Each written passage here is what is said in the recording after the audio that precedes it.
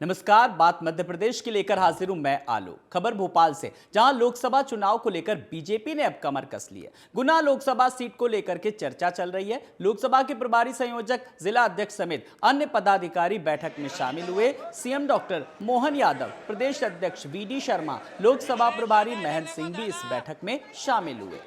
तो गुना लोकसभा सीट को लेकर के चर्चा जोरों पर है।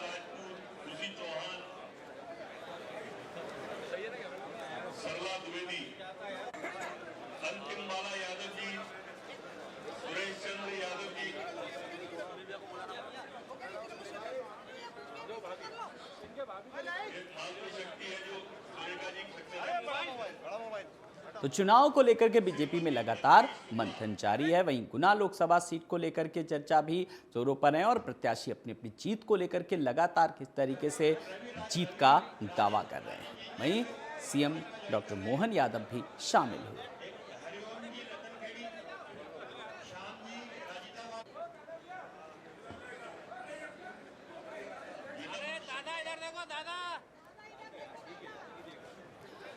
तो लगातार तरीके से लोकसभा चुनाव को लेकर के 29 सीटों को लेकर के अब बीजेपी की लगातार ये मुहिम है कि 29 की 29 सीटें अब पाले में लाने की कोशिश करेगी। और सीएम डॉक्टर मोहन यादव की बात करें तो लगातार मोहन यादव इस सीट काम में लगाए गए हैं और इस लगातार आगे बढ़ा रहे हैं पार्टी की नीतियों को और रणनीतियों को।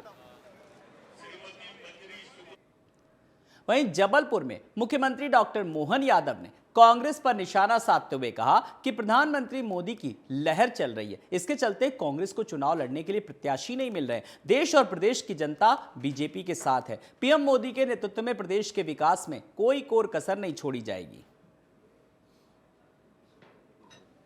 माननीय मोदी जी का जो लहर चल रही है, यही हालत है कि कांग्रेस को प्रत्याशी भी नहीं मिल पा रहे हैं। आज की स्थिति में जब हमने सारे प्रत्याशी लगभग 10 दिन पहले डिक्लेयर कर चुके कांग्रेस को, आज सारे बड़े बड़े महानगर से उनकी सीटों पे कोई प्रत्याशी नहीं मिल रहे हैं। जनता का रिस्पांस भाजपा के साथ है, माननीय मोदी जी के साथ है और मोदी जी के नेतृत्व में भाजपा फिर एक प्रचंड बहुमत की जीत की तरफ बढ़ रही है।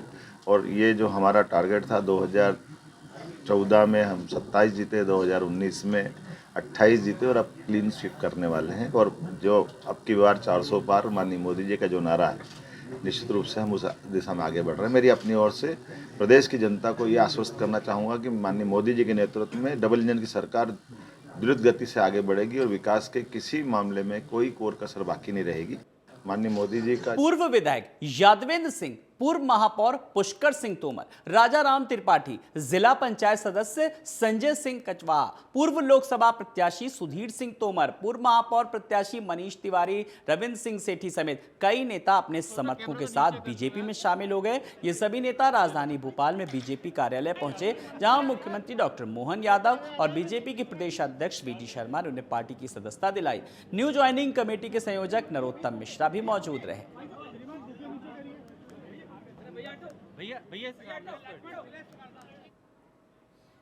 वहीं मध्य प्रदेश के विंध्य इलाके से एक बड़ी खबर सामने आ रही है। मेहर विधानसभा से पूर्व बीजेपी विधायक और विंध्य जनता पार्टी के संस्थापक नारायण त्रिपाठी लोकसभा चुनाव से पहले बीएसपी में शामिल हो गए। भोपाल में बीएसपी के प्रदेश कार्यालय में रमाकांत पिप्पल ने सदस्यता दिलाई और वहीं बीएसपी ने नारायण त्रिपाठी को सतना सीट से टिकट दिया। बता दें कि त्रिपाठी 4 बार के विधायक हैं। 2023 विधानसभा में उन्होंने बीजेपी से बागी होकर चुनाव लड़ा था।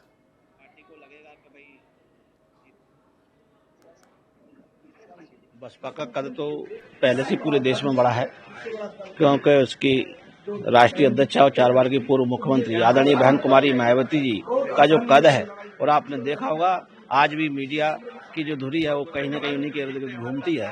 तो उसी कड़ी में आज आपको मध्य प्रदेश में भी देखने को मिला है कितने बड़े चेहरे कहीं न कहीं माननीय बहन कुमारी मायावती जी की सर्वजन हिताय सर्वजन सुखाय नीति से प्रभावित होकर आज बहुजन समाज पार्टी जो निकली है। तो बहुजन समाज पार्टी इनका तहे दिल से हार्दिक स्वागत करती है। बिंद का जो मूवमेंट है हमारा, हम कैसे लड़ पाएंगे? हमारे कुछ लोगों ने पार्टी का गठन किया, पार्टी का मैंने एक तरह से नेतृत्व किया, पर पार्टी का गठन करने के बाद भी निर्वाचन आयोग के पोर्टल में ब्लॉक कर दिया जाता है। 25 अक्टूबर को निर्वाचन आयोग के पोर्टल में खुलता है 15 दिवस के अंदर हम क्या लड़ाई लड़ पाएंगे, कैसे लड़ पाएंगे, किस तरह लड़ पाएंगे। तो हमें मंच चाहिए, और वो मंच जब मिल जाए हमें, जहां गांव के गरीब वर्ग का आदमी उसका सबसे बड़ी पूंजी हो, यदि वो मंच मिल जाए जहां इसके मुखिया खुद छोटे राज्यों के पक्षधर हो, तो बहन जी ने तो छोटे राज्यों के पक्ष विधानसभा से प्रस्ताव भी पारित कर दिए हैं। तो इससे बड़ा बेहतर मंच क्या हो सकता है। हमारा उद्देश्य बिंद का पुनर्निर्माण, बिंद के बाल बच्चों का बेहतर भविष्य और बिंद के लोगों की सेवा, यही उद्देश्य है। इस उद्देश्य से वहीं कांग्रेस पार्टी को छोड़कर जाने वाले नेताओं का लगातार तांता लगा हुआ है। हर दिन कोई ना कोई पुराना कांग्रेस नेता पार्टी को अलविदा कह रहा है और कांग्रेस पार्टी की मुसीबतें बढ़ा रहा है। इसी लिस्ट में अब एक नया नाम जुड़ा है, पूर्व मंत्री दीपक सक्सेना का। दीपक सक्सेना 2 बार कांग्रेस सरकार में मंत्री रहे और 1974 में कांग्रेस पार्टी के साथ काम कर रहे हैं, लेकिन अब उन्होंने भी कांग्रेस पार्टी की सदस्यता से त्याग पत्र दे दिया। दीपक सक्सेना ने अपने त्याग पत्र में मध्य प्रदेश कांग्रेस कमेटी के अध्यक्ष जीतू पटवारी को संबोधित करते हुए लिखा, ये व्यक्तिगत और निजी कारणों से कांग्रेस पार्टी से इस्तीफा दे रहे हैं।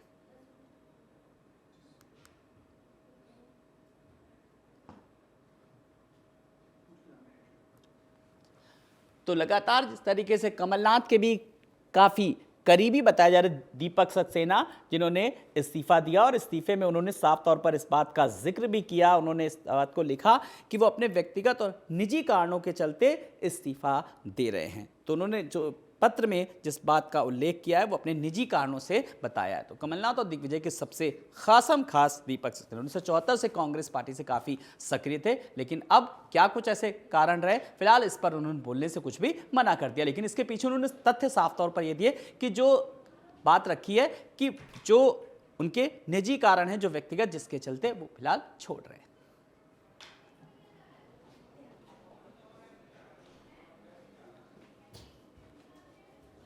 नीचे आओ,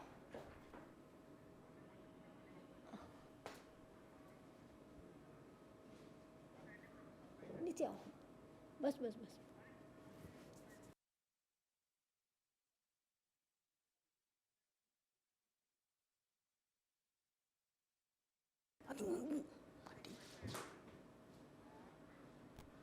और इस वक्त बड़ी खबर भोपाल से, जहां पर कमलनाथ को छिंदवाड़ा से लगा झटका। दीपक सक्सेना के बेटे बीजेपी में शामिल हुए। तो कमलनाथ के सबसे करीबी हैं दीपक सक्सेना। बीजेपी कार्यालय पहुंचे अजय सक्सेना।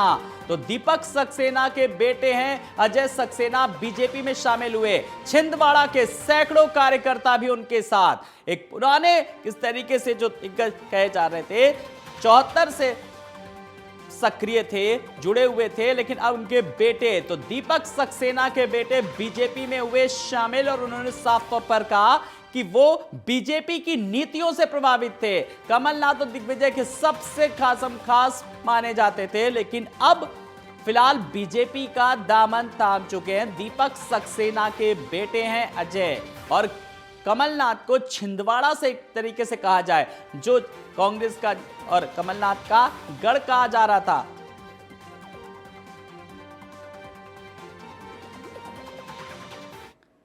तो मध्य प्रदेश के पूर्व मुख्यमंत्री शिवराज सिंह चौहान ने भोपाल से गंज बासौदा की यात्रा ट्रेन में की। इस दौरान उनकी पत्नी साधना सिंह भी उनके साथ रहीं। इस बात की जानकारी उन्होंने सोशल मीडिया प्लेटफॉर्म एक्स के जरिए दी। उन्होंने ये भी लिखा कि रेल यात्रा के दौरान कई यादें ताजा हो रही हैं। यह अनुभव बेहद आनंददायक है। ट्रेन में यात्रा करने के दौरान शिवराज सिंह ने कहा कि मन आनंद से भरा हुआ है। आज गंज बासौदा जा रहा हूं, ये मेरी कर्म भूमि है और जनता से मेरा परिवार का रिश्ता है। आज एक बार फिर सबसे मिलूंगा, कोई चुनौती नहीं है। मेरा तो प्रदेश की जनता से दिलों का रिश्ता है, इसीलिए क्षेत्र में कोई भी हो, नए क्षेत्र से जुड़े हो तो कोई अंतर नहीं पड़ा। जनता का प्रेम, स्नेह और विश्वास मिलता है, क्योंकि हमारी जिंदगी ही जनता की सेवा के लिए है। पाव वाला भी हूँ, साइकिल वाला भी हूँ, पैसेंजर वाला भी हूँ। जहाँ जनता होती है वहाँ मामा होता है। ये अद्भुत है, ये प्रेम की पराकाष्ठा है और मैं प्रेम को भी भगवान ही मानता हूँ। जनता के इस प्रेम का, विशेषकर हमारे भाई बहन, बेटियां, बेटे गुल्लक भी दे रहे हैं। हाथ में 10-10 रुपए के नोट मेरी बहनाएं दे के मुझे आशीर्वाद देती कि भैया तुम चुनाव लड़ो। मैं कैसा सौभाग्यशाली कार्यकर्ता हूं जिसको इतना अद्भुत प्रेम मिलता है मैं सारी उम्र जब तक सांस चलेगी जनता की सेवा करके इस प्यार के कर्ज को उतारने का प्रयास करूंगा और भगवान से प्रार्थना करूंगा कि अगला जन्म भी इसी जनता के बीच में दे दे मुझे। भगवानपुरा में आदिवासी लोक संस्कृति का पर्व भगोरिया हाट बाजार को लेकर आदिवासियों में काफी उत्साह नजर आ रहा है। साल भर के इंतजार के बाद भगोरिया हाट बाजार को लेकर उल्लास है। होली दहन के एक सप्ताह पहले मनाए जाने वाला भगोरिया हाट बाजार प्रारंभ हो चुका है। बता दें कि आदिवासी समाज द्वारा प्रेम, उल्लास, संगीत, नृत्य और रंगों के मनाने के साथ ही पूरे परिवार के लोग नए कपड़े की खरीदारी करते हैं। इसी को लेकर धूलकोट तेवरिया हाट बाजार में आदिवासी समाज के लोगों ने जोर शोरों से खरीदारी की।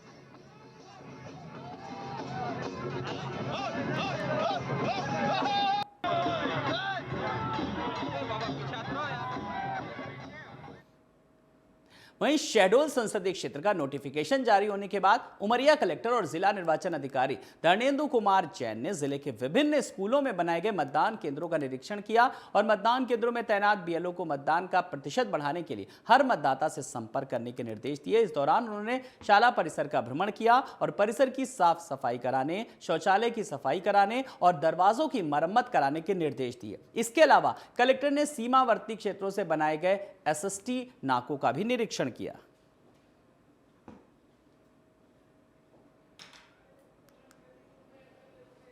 वहीं उमरिया जिले के बांधवगढ़ टाइगर रिजर्व में बजरंग बाघ जबड़े में शिकार को दबा कर ले जाते दिखाई दिया। वहीं पर्यटकों ने सफारी के दौरान वीडियो बना लिया जो अब वायरल हो रहा है। बता दें कि बांधवगढ़ टाइगर रिजर्व में पर्यटक बाघ का दीदार करने आते हैं। इस दौरान बाघ शिकार के साथ दिखाई दिया तो पर्यटक रोमांचित हो उठे।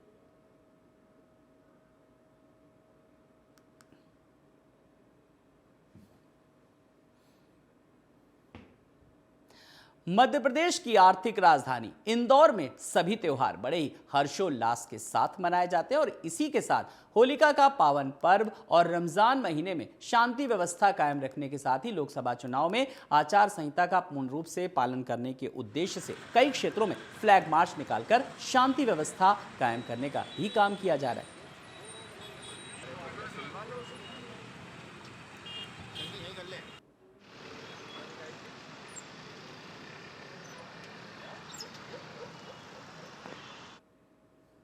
वहीं आम जनता तो आपराधिक वारदातों से असुरक्षित है ही, लेकिन इंदौर में एक पुलिसकर्मी के साथ भी लूट की वारदात हो गई। साधु के वेश में आए कुछ बदमाशों ने पुलिसकर्मी के गले से सोने की चेन छीन ली और फरार हो गए। वहीं मामले में पुलिस ने पुलिसकर्मी की शिकायत पर आसपास लगे सीसीटीवी खंगालना शुरू कर दिया। पूरा मामला एरोड्रम थाना क्षेत्र के शिक्षक नगर का बताया जा रहा है। जैसा कि आप सबको विदित है कि लोकसभा चुनाव घोषित हो चुके हैं और आदर्श आचरण संहिता प्रभावशील है। इसके तहत पुलिस ने भी निष्पक्ष और निर्भीक चुनाव कराने के लिए अपनी कमर कस ली है, जिसके तहत हम लोग इंदौर जिले में विशेष तौर पर जोन 1 में लगातार सीएपीएफ के सहयोग के साथ फ्लैग मार्च निकाल रहे हैं और नाकाबंदी प्लान कर रहे हैं। साथ ही साथ में हमने एसएसटी और एफएसटी जो हैं वो भी क्रियाशील कर दी। वहीं खंडवा पुलिस ने लाखों रुपए के वाहन और चना चोरी मामले का खुलासा किया। वाहन और चना चोरी की अलग अलग घटनाओं में लिप्त 6 आरोपियों को पकड़ा गया। सभी आरोपियों ने पिपलोद और पंदाना थाना क्षेत्र में 3 बाइक और एक 4 पहिया वाहन और गोडाउन में रखे 92 चने के बोरे चुराए थे। इस घटना में अभी एक अन्य आरोपी फरार बताया जा रहा है। पुलिस उसकी तलाश कर रही है। इसमें 3 आरोपी हरदा, खंडवा और बुरहानपुर जिलों के रहने वाले बताए जा रहे हैं।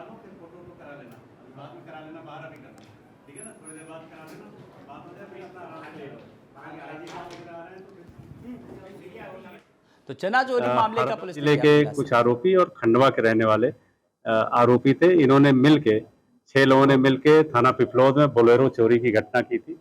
पुलिस टीम ने घेराबंदी करके उनको हरदा जिले से पकड़ा।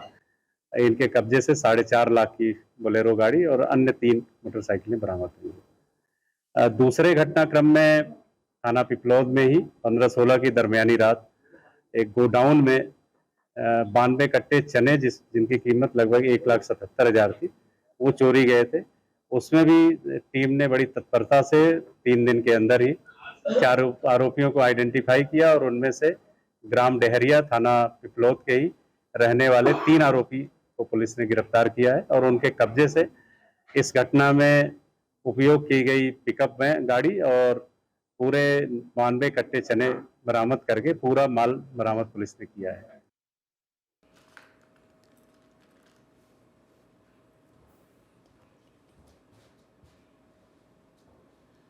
तो लाखों रुपए के सामग्री बरामद की खंडवा पुलिस को एक बड़ी कामयाबी हाथ लगी।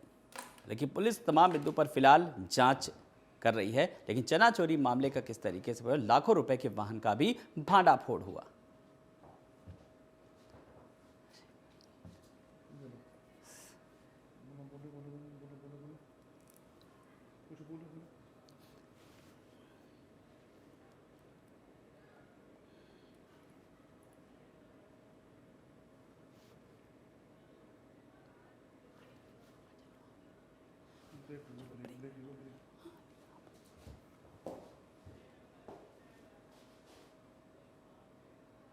लोकसभा चुनावों को लेकर आचार संहिता लग चुकी है और इसी वजह से पुलिस द्वारा बनाए गए नाके पर वाहनों की चेकिंग की जा रही है। माता टीला के पास बॉर्डर 0 पॉइंट पर चेकिंग के दौरान पुलिस ने एक सफेद कलर की टवेरा कार रोकी। पुलिस को देख आरोपी ने भागने की कोशिश की, लेकिन पुलिस ने गाड़ी को पकड़ लिया और गाड़ी की जब तलाशी ली गई तो गाड़ी में देसी और विदेशी शराब की 30 पेटियां बरामद की गई। पकड़ी गई शराब की कीमत 6,20,000 रुपए बताई जा रही है। फिलहाल पुलिस इस पूरे मामले की जांच कर रही है।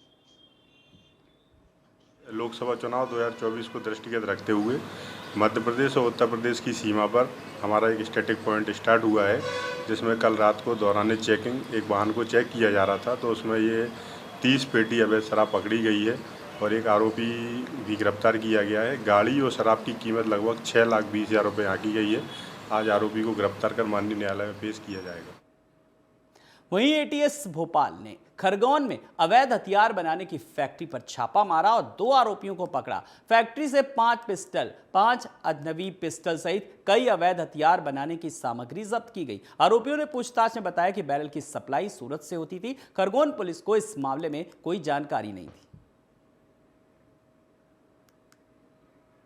वहीं सिंगरौली के पिपरखड़ में एक हादसा हो गया जिसमें एक नाबालिग बच्चे की मौत हो गई। बताया जा रहा है कि नाबालिग बच्चा ट्रैक्टर में ईटा लोड करने गया था और ट्रैक्टर के इंजन में बैठ करके वापस आ रहा था, तभी ट्रैक्टर से नीचे जा गिरा और ट्रैक्टर का पहिया उस पर चढ़ गया, जिससे उसकी मौके पर ही मौत हो गई। ये पूरी घटना सिंगरौली चितरंगी रोड के जायसवाल तिराहा की है। वहीं इस हादसे के बाद लेबर इंस्पेक्टर पर सवाल उठने लगे कि आखिरकार नाबालिग बच्चों से जिले में कई जगह पर काम करवाया जा रहा है, लेकिन वो कोई कार्रवाई नहीं कर रहे हैं।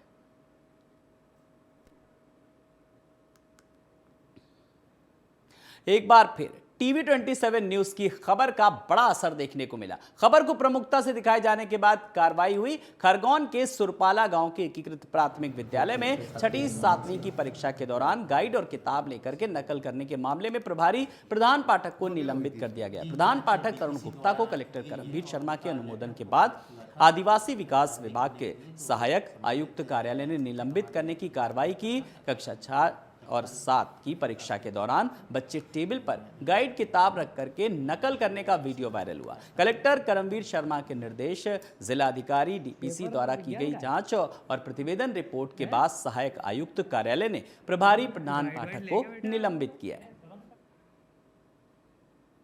वार्षिक परीक्षा में 6ठी 7वीं की परीक्षा में ये नकल प्रकरण का वायरल हुआ था वीडियो, जिसमें संबंधित द्वारा विद्यार्थियों को पुस्तक से नकल कराई जा रही थी, जिसके संज्ञान में डीपी साहब ने उसकी जांच की गई और उन्होंने हमको यहाँ पर डिपार्टमेंट में लेटर भेजा। उस आधार पर कलेक्टर साहब की अनुशंसा से संबंधित मिस्टर तरुण गुप्ता को निलंबित किया गया और उनको विकासखंड से गाँव में अटैच किया गया। वहीं खरगोन में एक युवक की हत्या कर शव को यात्री प्रतीक्षालय के पास फेंक दिया गया। पुलिस ने 24 घंटे में कत्ल का पर्दाफाश किया और आरोपी गोविंद चौहान को गिरफ्तार कर लिया। बता दें कि मृतक कैलाश की पत्नी ने आरोपी के खिलाफ छेड़छाड़ की रिपोर्ट दर्ज कराई थी, जिसके बाद आरोपी ने कैलाश की ईंट मारकर हत्या कर दी। एक दिन पहले मेनगांव थाना क्षेत्र में युवक की लाश मिली थी। फाटा में दिनांक 18/3/24 को सुबह एक व्यक्ति की लाश मिली थी, जो देखने में ही संदिग्ध लग रही थी और जैतापुर पुलिस ने प्रारंभिक कार्रवाई कर मृतक का पीएम कराया था। पुलिस अधीक्षक धर्मराज मीणा ने इसको गंभीरता से लेते हुए टीम बनाई थी। वहीं कोटा के विज्ञान नगर इलाके से छात्रा के कथित अपहरण मामले में राजस्थान की कोटा पुलिस ने एक बड़ा खुलासा कर दिया। पुलिस ने बताया कि बच्ची के अपहरण की वारदात दरअसल हुई ही नहीं है।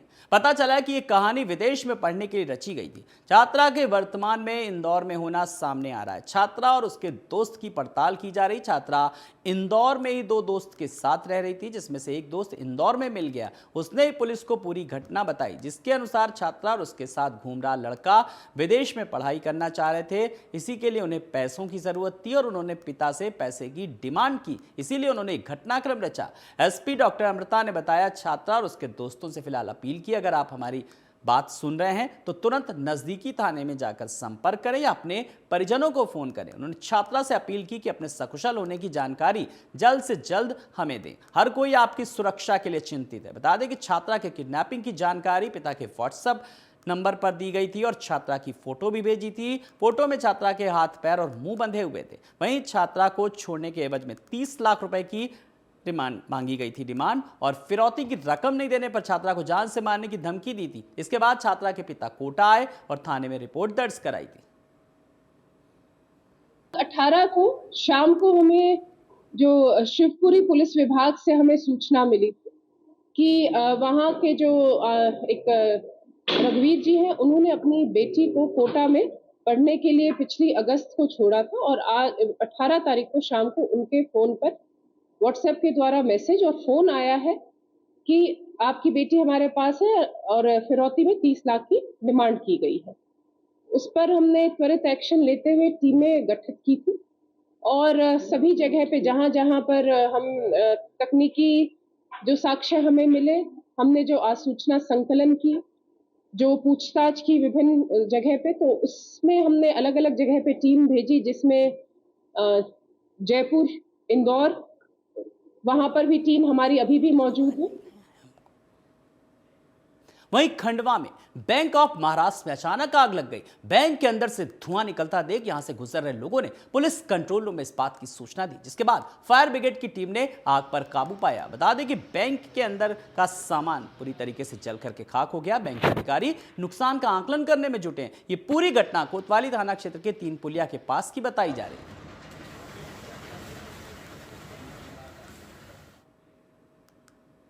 इन्हीं खबरों के साथ इस बुलेटिन में इतना ही। बने रहिए TV 27 न्यूज के साथ। नमस्कार।